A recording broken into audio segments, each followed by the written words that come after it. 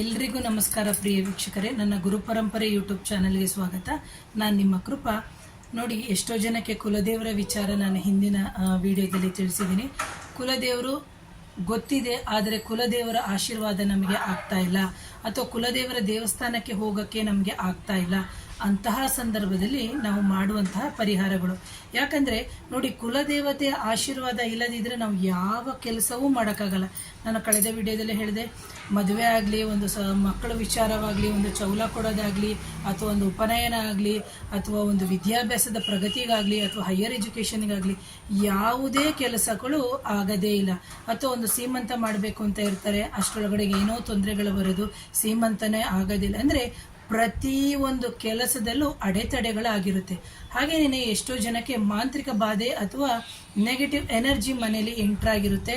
ಅಂತಹ ಸಂದರ್ಭದಲ್ಲೂ ಸಮೇತ ನಿಮ್ಮ ಮನೆಯಿಂದ ನಿಮ್ಮ ಕುಲದೇವತೆ ಹೊರಗಡೆ ಹೋಗಿರ್ತಾಳೆ ಅಂತಲೇ ತಿಳ್ಕೊಬೇಕು ಪ್ರಿಯ ವೀಕ್ಷಕರೇ. ಯಾಕೆಂದರೆ ಇದು ಹಲವಾರು ಜನಕ್ಕೆ ಗೊತ್ತಿರಲ್ಲ. ತಂದೆ ಹತ್ರನೂ ಕೇಳಲ್ಲ, ತಾಯಿ ಹತ್ರನೂ ಕೇಳಲ್ಲ, ನಮ್ಮ ಹಿರಿಕರ ಹತ್ರನೂ ಕೇಳಲ್ಲ. ಯಾಕೆಂದರೆ ನಾವು ನಮ್ಮದೇ ಆದ ರೀತಿಯಲ್ಲಿ ನಮ್ಮ ಅಹಂಕಾರದಲ್ಲಿ ನಾವು ಬಂದ್ಬಿಟ್ಟಿದ್ದೀವಿ. ಯಾಕಂದರೆ ಇವತ್ತಿನ ದಿನ ಯಾರನ್ನಾದರೂ ಕೇಳಿದ್ರೆ ಕುಲದೇವ್ರು ಯಾರು ಗೊತ್ತಿಲ್ಲ, ಮನೆದೇವ್ರು ಯಾರು ಗೊತ್ತಿಲ್ಲ, ಇಷ್ಟ ದೇವ್ರಿಗೆ ಏನೋ ಇಷ್ಟ ದೇವರು ಅಂತ ಕೇಳಿ ಹೇಳೋಕ್ಕೂ ಅದು ಕಷ್ಟ ಅವರಿಗೆ. ಯಾಕಂದರೆ ಅಯ್ಯೋ ಮೇಡಮ್ ನಮಗೆ ಟೈಮೇ ಇಲ್ಲ, ಇದಕ್ಕೆಲ್ಲ ನಾವು ಹೋಗಬೇಕಾ ಮಾಡಬೇಕಾ ಅಂತ, ಅಯ್ಯೋ ಸದ್ಯ ಹೊಟ್ಟೆಪಾಡಾದರೆ ಸಾಕು ಅಂತ. ಖಂಡಿತವಾಗ್ಲೂ ಹೊಟ್ಟೆಪಾಡಿಗೂ ಬೇಕು. ಆದರೆ ಈ ನಮ್ಮ ದೇಹ, ಈ ಭೌತಿಕ ದೇಹ ಬರೋಕ್ಕಿಂತ ಮುಂಚೆ ಸೂಕ್ಷ್ಮ ರೂಪದಲ್ಲಿ ಈ ಭೂಮಿಗೆ ಯಾವ ರೂಪದಲ್ಲಿ ಬಂದಿರುತ್ತೋ ಅದೇ ಥರದಲ್ಲಿ ನಮ್ಮ ಇರುವಿಕೆಗೆ ನಮ್ಮ ತಂದೆ ತಾಯಿಗಳು ಯಾವ ರೀತಿ ಕಾರಣನೋ ಅದೇ ಥರ ಈ ಪ್ರಕೃತಿಯಲ್ಲಿ ನಮಗೆ ದೈವಶಕ್ತಿಯು, ದೈವಾತ್ಮವು, ದೈವಗಳು ಅಥವಾ ದೇವರುಗಳು ಅವರ ಅರಿವಿಕೆನೂ ಖಂಡಿತವಾಗ್ಲೂ ಇದೆ ಪ್ರಿಯ ವೀಕ್ಷಕರೇ. ಯಾವುದೇ ಶುಭ ಕಾರ್ಯಗಳನ್ನು ಮಾಡೋದಕ್ಕಿಂತ ಮುಂಚೆ ನಿಮ್ಮ ಕುಲದೇವರ ಮೊರೆ ಹೋಗಲೇಬೇಕು ಪ್ರಿಯ ವೀಕ್ಷಕರೇ. ಹೋಗಿಲ್ಲ ಅಂದಾಗ ಅದರಿಂದ ಹಲವಾರು ತೊಡಕುಗಳಾಗುತ್ತೆ. ಈಗ ನೋಡಿ, ಕುಲದೇವರು ಗೊತ್ತಿದೆ, ಆದರೆ ಕುಲದೇವರ ಆಶೀರ್ವಾದ ನಮ್ಮ ಮನೆಯಲ್ಲೇ ಇಲ್ಲ, ಅಥವಾ ನಮ್ಮ ಕುಲದೇವರು ಬಂದಿದ್ದಾರೆ ಅಥವಾ ನಮ್ಮ ಮನೆ ಒಳಗಡೆ ಬರ್ತಾ ಇಲ್ಲ. ಅದು ಕೆಲವೊಂದೊಂದು ಜನಕ್ಕೆ ಗೊತ್ತಾಗುತ್ತೆ, ಕುಲದೇವರು ಬಂದಿದ್ದಾರೆ ಗೊತ್ತಾಗ್ತಿಲ್ಲ, ಅಂದರೆ ಕನಸಲ್ಲಿ ಬರ್ತಾ ಇದ್ದಾಳೆ ಆದರೆ ಶುಭ ಕಾರ್ಯಗಳು ಆಗಲ್ಲ, ಯಾಕೆ ಅಂತಂತ. ಆ ನಂತರ ನಾವು ನೋಡಿ, ಈಗ ನೀವು ಮನೆಗೆ ಯಾರೋ ಒಬ್ಬರು ನೆಂಟರು ಬರ್ತಾರೆ. ಈಗ ನಾನೇ ನಿಮ್ಮ ಮನೆಗೆ ಬಂದೆ ಅಂತ ಅಂದ್ಕೊಳ್ಳಿ, ನೀವು ಕರೆಯದೇ ಇದ್ರೆ ನಾನು ಹೇಗೆ ಮನೆ ಒಳಗಡೆ ಬರೋಕ್ಕೆ ಸಾಧ್ಯ? ಒಂದು ನಿಮಿಷ ಯೋಚನೆ ಮಾಡಿ. ಅದೇ ಥರನೇ ಕುಲದೇವ್ರನ್ನ ನಾವು ಕರೆಯೋದೇ ಇಲ್ಲ, ನಾವು ನೆನಪಿಸ್ಕೊಳ್ಳೋದೇ ಇಲ್ಲ, ಅವಳಿಗೊಂದು ನೈವೇದ್ಯ ಇಡಲ್ಲ, ಒಂದು ಪ್ರೀತಿಯ ಕೊಡಲ್ಲ, ಏನಿಲ್ಲ. ಈಗ ಎಕ್ಸಾಂಪಲ್ ಆಗಿ ನಾನೇ ನಿಮ್ಮ ಮನೆಗೆ ಬಂದೆ ಅಂತಲೇ ಅಂದ್ಕೊಳ್ಳಿ, ನೀವು ಬನ್ನಿ ಅಂತಲೂ ಕರೆಯಲ್ಲ. ಅಕಸ್ಮಾತ್ ಬಂದೆ ಅಂತಲೇ ಅಂದ್ಕೊಳ್ಳಿ, ಬಂದ ಮೇಲೆ ನೀವು ಒಂದು ಕುಡಿಯೋಕೆ ಒಂದು ಲೋಟ ನೀರು ಕೊಡಲ್ಲ, ಅಥವಾ ಮೇಡಮ್ ತಗೊಳ್ಳಿ ಒಂದು ಸಿಹಿನೋ ಒಂದು ಏನೂ ಕೊಡಲ್ಲ ಅಂತಲೇ ಅಂದ್ಕೊಳ್ಳಿ. ಎಷ್ಟೋ ಜನ ಹಾಗೇನೆ ಕಳಿಸ್ಬಿಡೋರು ಇದ್ದಾರೆ. ದಯವಿಟ್ಟು ಅವೆಲ್ಲ ತಪ್ಪು. ದಯವಿಟ್ಟು ಮನೆಗೆ ಯಾರೇ ಬರಲಿ, ನಮ್ಮ ಸನಾತನ ಧರ್ಮದಲ್ಲಿ, ನಮ್ಮ ಸಂಪ್ರದಾಯದಲ್ಲಿ ಏನು ಹೇಳಿದ್ದಾರೆ ಅಂದರೆ ಅತಿಥಿ ದೇವೋ ಭವ ಅಂತ.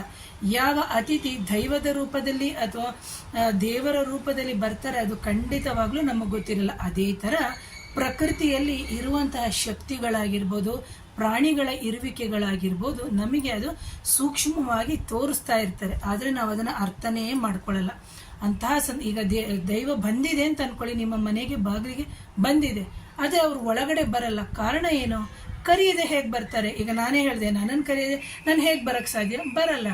ಅದೇ ಥರನೇ ನೀವು ನಿಮ್ಮ ಕುಲದೇವರಿಗೆ ಇಷ್ಟವಾಗಿರುವಂತಹ ಏನು ತುಪ್ಪದ ದೀಪ, ಆರತಿ ಅವೆಲ್ಲವನ್ನು ನೀವೇನೇನು ಮಾಡ್ತಾ ಇದ್ದೀರಿ ಮಾಡಿ. ಆದರೆ ನಿಮ್ಮ ಕುಲದೇವರು ಮನೆ ಒಳಗಡೆ ಬರದೇ ಇದ್ದಾಗ ನೀವು ಮಾಡುವಂತಹ ಪರಿಹಾರ ಇಷ್ಟೇನೇನೆ. ಏನು ಅಂತಂದರೆ, ಇದನ್ನು ವರ್ಷಕ್ಕೆ ಒಮ್ಮೆ ಆದರೂ ಮಾಡಿ ನೋಡಿ. ಎಷ್ಟೋ ಜನ ಕುಲದೇವರಿಗೆ ಹೋಗಿ ಬರ್ತಾರೆ, ಒಳ್ಳೆಯದಾಗುತ್ತೆ, ಅದು ತುಂಬ ಸಂತೋಷ. ಇನ್ನು ಕೆಲವರು ಕುಲದೇವರು ಹೋಗೋದೇ ಇಲ್ಲ, ಏನು ಲಕ್ಷಾಂತರ ರೂಪಾಯಿ ಸಂಬಳ ತಗೋತಾರೆ, ಕಾರ್ ಇರುತ್ತೆ, ಮನೆ ಇರುತ್ತೆ, ಎಲ್ಲ ಇರುತ್ತೆ, ಎಲ್ಲ ಕಡೆ ಸುತ್ತುತ್ತಾರೆ. ಕುಲದೇವರಿಗೆ ಹೋಗೋಕ್ಕೆ ಅವರಿಗೆ ಸಮಯನೇ ಇಲ್ಲ. ಕೇಳಿದ್ರಿಲ್ಲ, ಅಯ್ಯೋ ನಾವು ಬಿಸಿ ಅಂತ. 6 ತಿಂಗಳಿಗಾದರೂ ಹೋಗಿ ಅಥವಾ ವರ್ಷಕ್ಕೊಮ್ಮೆ ಆದರೂ ಹೋಗಿ ಕುಲದೇವರಿಗೆ. ಅಕಸ್ಮಾತ್ ಕುಲದೇವರು ಗೊತ್ತಿಲ್ಲ ಅಂತಂದವರು ದಯವಿಟ್ಟು ಈ ಏನು ನಾನು ಇವತ್ತು ಪರಿಹಾರವನ್ನು ಕೊಡ್ತಾ ಇದ್ದೀನಿ ಅದನ್ನು ಖಂಡಿತವಾಗ್ಲೂ ಮಾಡಬೇಕು ಪ್ರಿಯ ವೀಕ್ಷಕರೇ. ಮಾಡಿ. ನಾನು ಆರ್ಡರ್ ಮಾಡೋಕ್ಕೆ ಯಾರೂ ಅಲ್ಲ, ಬಟ್ ಏನು ಅಂತಂದರೆ, ಈಗ ಒಂದು ಟೀಚರ್ ಆದವರು ಮಕ್ಕಳಿಗೆ ಯಾವ ರೀತಿ ಎಜುಕೇಷನ್ ಹೇಳ್ಕೊಡ್ತಾರೋ ಅದೇ ರೀತಿ ನಾವು ನಮ್ಮ ವೃತ್ತಿಯಲ್ಲಿ ನಮ್ಮ ಪೂರ್ವಿಕರು, ನಮ್ಮ ಗುರು ಹಿರಿಯರು ನಮಗೇನು ಹೇಳಿಕೊಟ್ಟು ನಾವು ಕೊಟ್ಟು ಪರಿಹಾರಗಳನ್ನು ಕಂಡುಕೊಂಡಿರ್ತೀವೋ ಅದನ್ನು ನಾನು ಶ್ರದ್ಧಾಭಕ್ತಿಯಿಂದ ನನ್ನ ಗುರುವರಿಯರ ಹೆಸರಿನಲ್ಲಿ ನಾನು ಹೇಳ್ತಾ ಬರ್ತೀನಿ. ಅದು ಮಾಡೋದು ಬಿಡೋದು ನಿಮಗೆ ಸೇರಿದ್ದು ಪ್ರಿಯ ವೀಕ್ಷಕರೇ.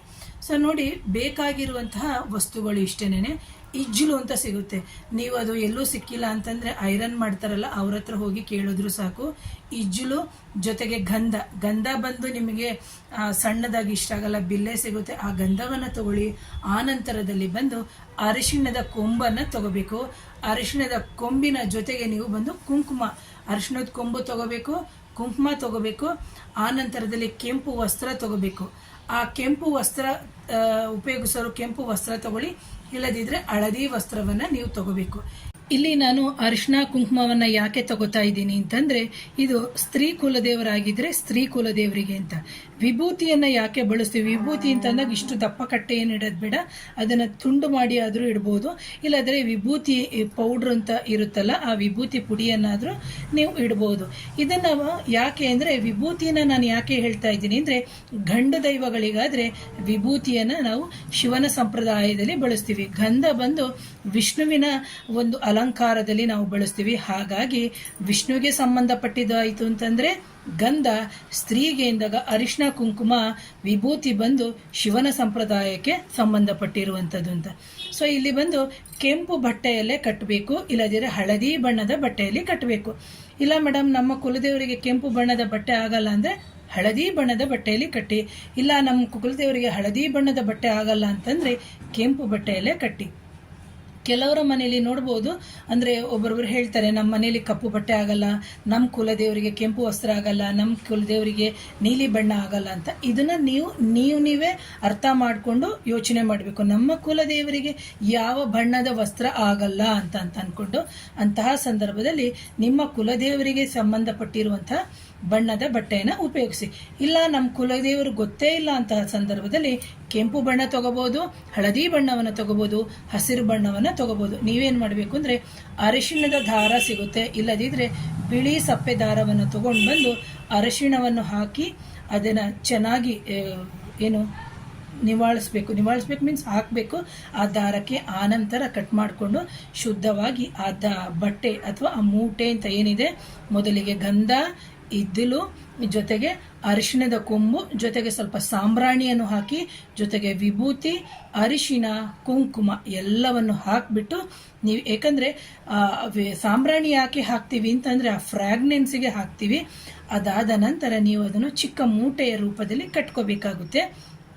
ಅದನ್ನು ಕ್ಲೀನಾಗಿ ಕಟ್ಟಿದ ನಂತರ ನೀವೇನು ಮಾಡಬೇಕು, ನಿಮ್ಮ ಮನೆಯ ಒಳಬಾಗಿಲು ಅಥವಾ ಮುಖ್ಯ ದ್ವಾರದ ಒಳಬಾಗಿಲು ಅಂತ ಏನಿದೆ ಆ ಬಾಗಿಲಲ್ಲಿ ನೀವು ಕಟ್ಟುತ್ತಾ ಹೋಗಬೇಕು. ಇದನ್ನು ವರ್ಷಕ್ಕೊಮ್ಮೆ ನೀವು ಬದಲಾಯಿಸ್ತಾ ಹೋಗ್ಬೋದು. ಗೊತ್ತಿಲ್ಲದೆ ಇದ್ದಂಥ ಸಂದರ್ಭದಲ್ಲಿ ಕುಲದೇವರು ನಿಮ್ಮ ಮನೆ ಒಳಗಡೆ ಬರೋಕ್ಕೆ ತುಂಬ ಈಸಿ ಆಗುತ್ತೆ. ಜೊತೆಗೆ ಧೂಪ, ದೀಪ, ನೈವೇದ್ಯ, ತಾಂಬೂಲಗಳನ್ನು ನೀವು ಸಮರ್ಪಿಸ್ತಾ ಬರಬೇಕು ಪ್ರಿಯ ವೀಕ್ಷಕರೇ. ಎರಡನೇದು, ಇನ್ನೊಂದೇನು ಅಂದರೆ, ಕೆಲವ್ರ ಮನೇಲಿ ನೋಡಬೇಕು, ಯಾವುದೇ ಪೂಜೆಗಳು ಮಾಡಿದ್ಮೇಲೆ ಅಲ್ಲಿ ಯಾವುದೇ ರೀತಿಯ ಮಲ್ಲಿಗೆ ಹೂವೇ ಹಾಕಿರಲ್ಲ, ಆದರೂ ಘಮ ಘಮ ಘಮ ಅಂತಿರ್ತದೆ. ಕುಲದೇವರು ಆಗ ಈ ಪರಿಮಳ ವಾಸನೆ ಯುಕ್ತವಾಗಿ ನಿಮ್ಮ ಮನೆ ಒಳಗಡೆ ಬಂದು ಹೋಗಿರ್ತಾಳೆ. ನಾನು ಹೇಳಿದೆ ಆಗಲೇ ಏನಂತಂದರೆ, ಪೂಜೆಯಲ್ಲಿ ನಾವು ಯಾವುದೇ ರೀತಿಯ ಸುಗಂಧ ಭರಿತವಾದ ಸುಗಂಧರಾಜವನ್ನು ಬಳಸಿರಲ್ಲ, ಮಲ್ಲಿಗೆಯನ್ನು ಬಳಸಿರಲ್ಲ, ಅಥವಾ ನಾವೇನು ಹೇಳ್ತೀವಿ ಜವ್ವಾದು, ಅತ್ತರು ಅಥವಾ ಅಷ್ಟಗಂಧಗಳನ್ನು ಬಳಸದೇ ನಾವು ಪೂಜೆಯನ್ನು ಮಾಡಿರ್ತೀವಿ. ಅಂತಹ ಸಂದರ್ಭದಲ್ಲೂ ಘಮ ಘಮ ಘಮ ಅಂತ ವಾಸನೆ ಬರುತ್ತೆ. ಅಂತಹ ಸಂದರ್ಭದಲ್ಲಿ ನೀವು ತಿಳ್ಕೋಬೇಕು, ಇದೆ ಈ ಮೂಟೆ ಕಟ್ಟಿದ ನಂತರ ನಿಮ್ಮ ಮನೆಯಲ್ಲಿ ಈ ಥರ ವಾಸನೆ ಬಂದರೆ ಕುಲದೇವರ ಅರಿವು ಆಗಿದೆ, ಕುಲದೇವರು ನಮ್ಮ ಮನೆಗೆ ಎಂಟ್ರಾಗಿದ್ದಾಳೆ ಅಂತ.